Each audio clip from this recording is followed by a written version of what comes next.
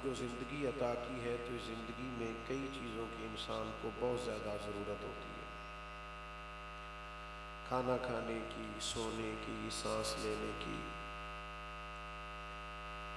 आराम करने की इंसान को अशद ज़रूरत होती है। इसके बगैर गुजारा नहीं होता। इन्हीं ज़रूरियात ज़िंदगी में से एक अहम ज़रूरत मोहब्बत भी है।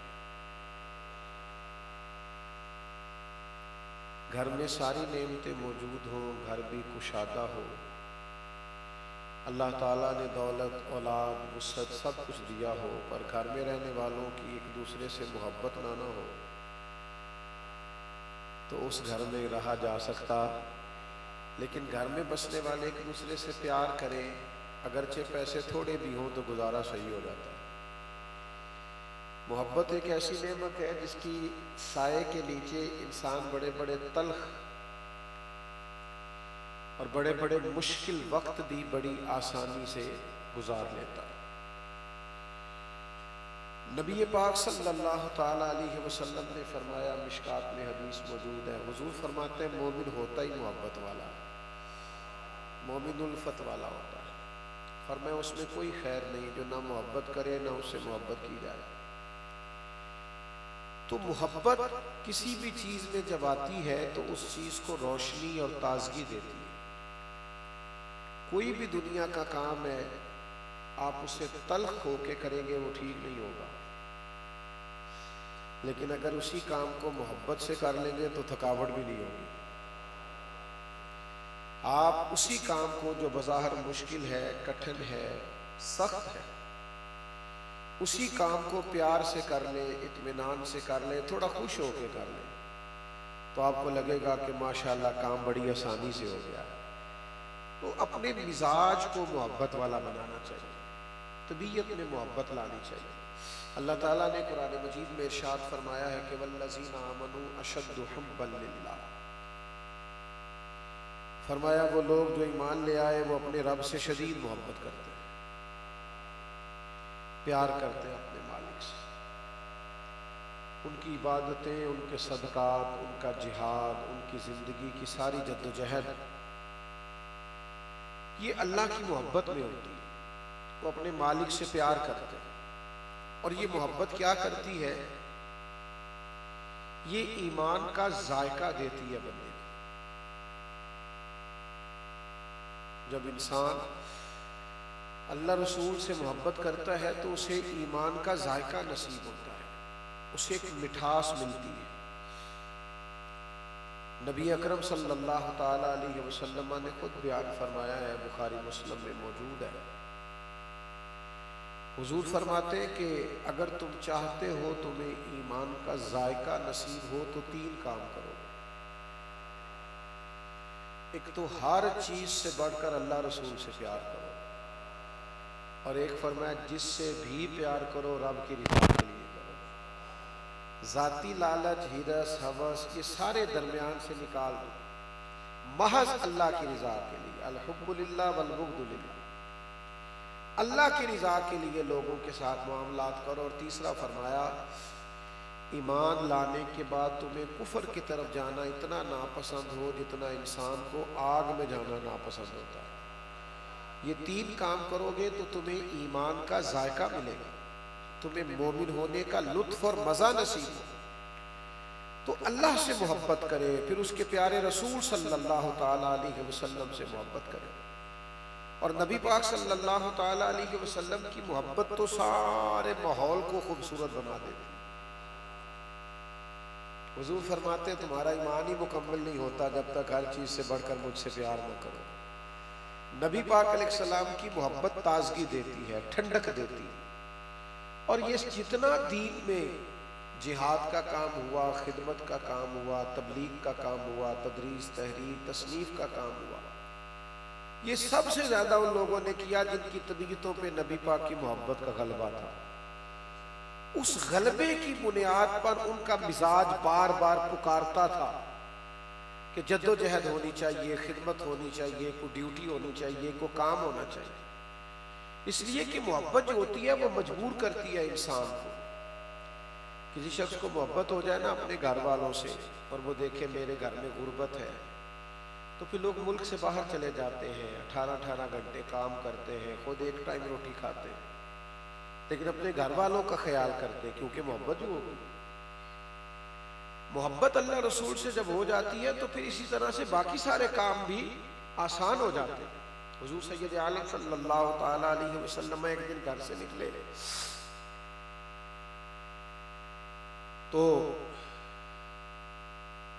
एक सहाबी ने हुजूर का चेहरा नूर देखा, तो उसको महसूस हुआ कि कुछ बज़ाहिर कमजोरी है नबी पाक के जिस्म अतहर पर। उसने अर्ज की, या रसूलुल्लाह सल्लल्लाहु ताला अलैहि वसल्लम, मैं कुर्बान जाऊं, चेहरा अनवर पर मैं कुछ कमजोरी के आसार देख रहा हूं। तो करीम फरमाने लगे, 3-4 दिन गुजर गए, मैंने खाया कुछ नहीं। नीरा मीठा खाना ही सुन्नत नहीं, फाका करना भी सुन्नत है। लोगों ने सुन्नत भी अपने अपने हिसाब से आसान आसान इख्तियार कर रखी है ना। 3-4 दिन बीत गए, कुछ नहीं खाया। तो सहाबी पहले घर गए, पूछा कुछ खाने को है? का कुछ नहीं। फिर अपने अजीजों से, पड़ोसियों से, मोहल्लेदारों से मालूमात की। जब कोई चीज ना मिली तो फिर भी हाथ पे हाथ धर के बैठ नहीं गए, एक बाग में मजदूरी करने चले गए। तेरी तलाश में फिरा मैं जंगल, पहाड़ और दश्त में, मजदूरी करने चले गए। और मजदूरी इस तरह की कि एक डोल पानी का कुएं से निकालते खेतों और पौधों को देने के लिए तो एक खजूर मिलती। उन्होंने अपनी चादर बिछा ली, गर्मी बड़ी सख्त थी और मेहनत करने लगे। जिस्म पसीने से शराबूर हो गया, हाथों पे छाले पड़ गए। एक डोल पानी का निकालते एक खजूर मिलती। जब कुछ खजूरें उनकी चादर पे जमा हुई तो उनको समेटा और लाके हुजूर की बारगाह में पेश किया। नबी करीम सल्लल्लाहु ताला अलैहि वसल्लम ने उनसे पूछा, तुम्हें किस चीज ने मजबूर किया ये करने पर? तवज्जो है नौजवानों की मेरी बात पर?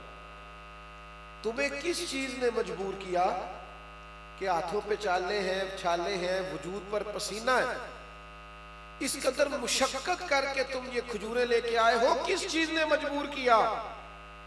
तो अर्ज करने लगे, या रसूल अल्लाह, मुझे आपकी मोहब्बत ने मजबूर किया है। हुजूर, ये प्यार ने मजबूर किया है, ये मोहब्बत है।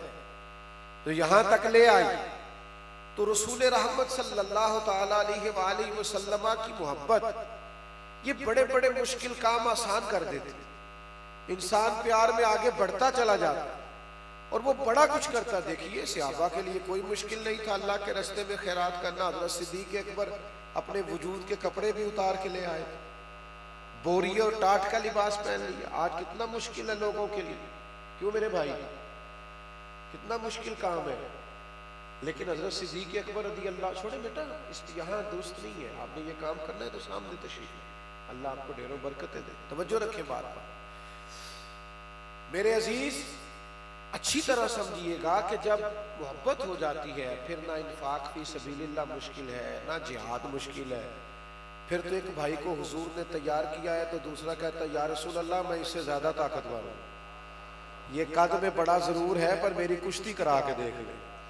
ये सारे जज्बे मोहब्बत की वजह से पैदा होते हैं, ये सारे ज़ौक़ मोहब्बत की वजह से पैदा होते हैं। तो समझ लें कि नबी पाक की मोहब्बत हर मुश्किल से मुश्किल काम को आसान कर देगी। ये जो लोग कहते हैं ना मेरे इखलाक ठीक नहीं होते, प्यार कर ले वो मेरे नबी पाक से। ये जो कहते हैं मैं बेनमाजी हूं तो प्यार करें रसूल पाक से। हुजूर कहे मेरी आंखों की ठंडक है और नबी पाक से प्यार करने वाला नमाज ना पढ़े, ये हो नहीं सकता। तो आप नबी करीम से मोहब्बत करेंगे तो बड़े सारे काम, कुरान समझना, कुरान पढ़ना, फहम दीन लेना, दीन को समझना, दीन की ड्यूटी करना, सब आसान हो जाए। शर्त यह है कि हुजूर से प्यार करें। हाँ, चंद एक तकाजे हैं मोहब्बत के। मैंने ज्यादा बातें नहीं करनी, मैं थोड़ी तकरीर करने का कायल हूँ। कुछ मेरी तबीयत भी आप देख रहे हैं, ऐसी नहीं है कि मैं लंबी बात कर सकूं। कुछ तकाजे समझे हुजूर की मोहब्बत के। पहला तकाजा नबी पाक की मोहब्बत का यह है कि जो हुजूर से प्यार करेगा फिर नबी पाक की बात भी मानेगा। ये नहीं हो सकता कि आप कहें अब्बा जी प्यार मुझे आपसे बड़ा है, लेकिन अब्बा जी कहें दवाई ला दो तो कहें नहीं, दवाई बड़ा भाई ला के देगा, प्यार मुझे है। अब्बा जी मुझे मोहब्बत है तो अब्बा जी के कपड़े ला दो, कहते नहीं ये दूसरा भाई ला के देगा। तो वो कहेंगे बेटा तू प्यार भी रहने दे, ये भी दूसरा ही कर लेगा। तो नबी करीम से मोहब्बत हो फिर इंसान हुजूर का हुक्म मानता है, फिर नबी पाक की हर बात फौरन। और ये उसूल भी है, किसी से दुनिया में भी सिफारिश करानी हो तो वो बंदा ढूंढ के ले जाते हैं जिसका उससे प्यार हो। कहता तेरा तल्लक है यार, तेरी बात मानेंगे। तो हुजूर से भी जो प्यार करते हैं वो नबी पाक की हर बात मानते हैं, रसूल करीम की हर बात को तस्लीम करते हैं। हुजूर ना खुतबा दे रहे थे जुमे का, तो जैसे मैंने अभी कहा ना, ये एक दोस्त को यहाँ भी गुजारिश की कि ये काम न करें, बैठ जाएं, वहाँ भी कुछ दोस्तों से कहा ये बातों का तरतीब के लिए बात चीज़ें, अगरचे मैं डरता रहता हूँ किसी का दिल ना टूट जाए। तो इसी तरह कुछ लोग खड़े हो गए जुमे के खुतबा के दौरान, तो नबी करीम सल्लल्लाहु ताला अलैहि वसल्लम ने ना फरमाया बैठ जाओ। कहा बैठ जाओ पर नाम नहीं लिया। एक सहाबी मस्जिद के दरवाजे पे थे, उनके कान में आवाज गई, वहीं बैठ गए।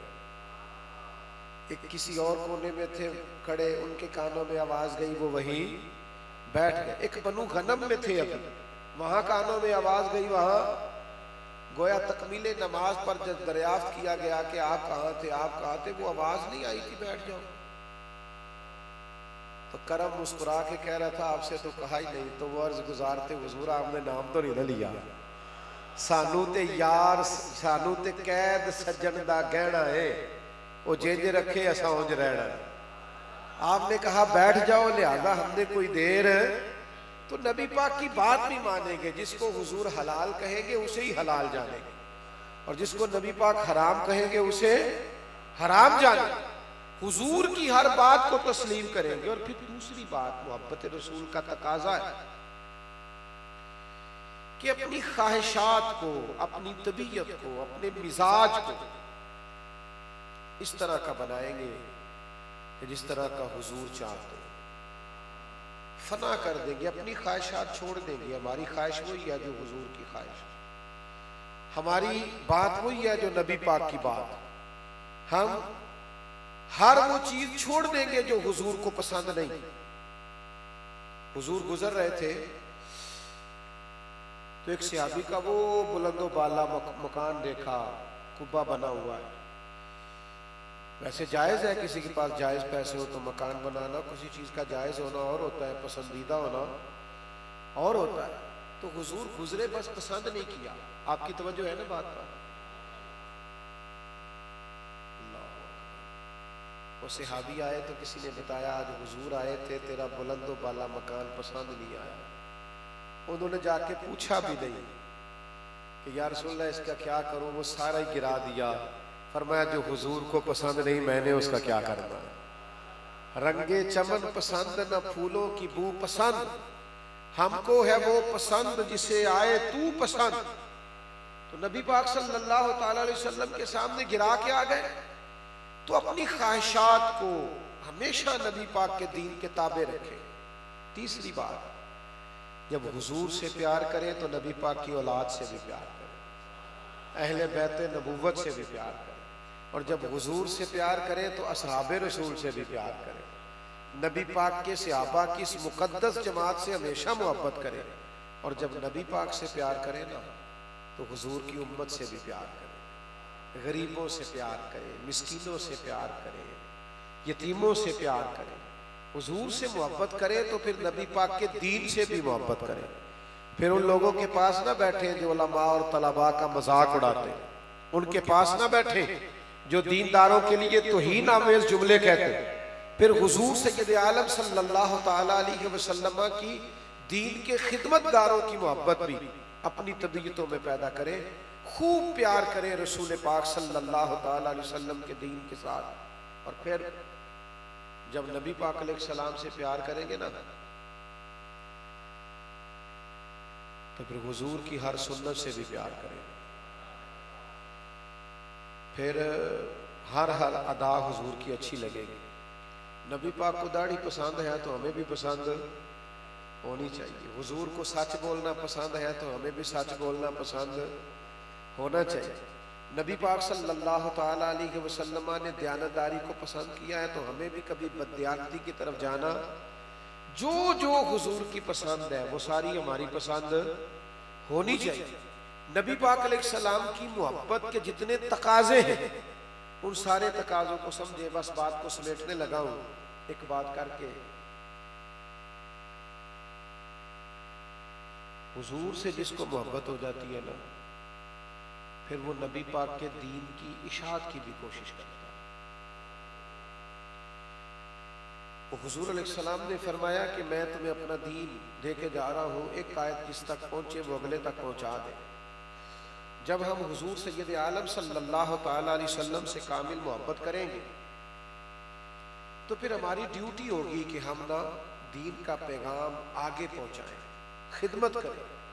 मैं दोस्तों से अक्सर कहता हूं, जब हम कहते हैं ना ताजदार खत्म नबुव्वत जिंदाबाद, जब हुजूर की खत्म नबुव्वत के लिए मेहनत करते हैं जैसे हमारे बुजुर्गों ने की, हजरत अमीर मिल्लत ने की, पीर मेहर अली शाह ने फरमाई, हमारे मशाइख ने, अकाबरीन ने, आला हजरत ने, मशाइख ने मेहनत की, तो ये जो ताजदार खत्म नबुव्वत का हम नारा लगाते हैं तो हमारी कुछ जिम्मेदारी भी फिर बढ़ जाती है, हमारी ड्यूटी बढ़ जाती है। जब नबी पाक आखिरी नबी है तो फिर दीन का काम किसने करना है? हुजूर की उम्मत।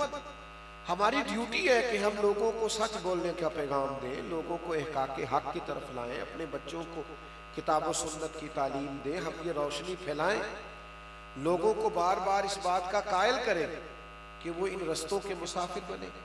अगर हम खिदमत दीन में अपनी ड्यूटी नहीं करते तो फिर भी हमने मोहब्बत रसूल के तकाजे को समझा नहीं है। तो हुजूर से प्यार करें। एक बात सुने और मैं अपनी बात को समेटूं, और इस बात को आपने याद रखना है। ये जो दोस्त महफिलें कराते हैं ना, ये बड़े प्यारे लोग होते हैं, ये भी एक तरह का थोड़ी सी खिदमत करने की कोशिश करते हैं।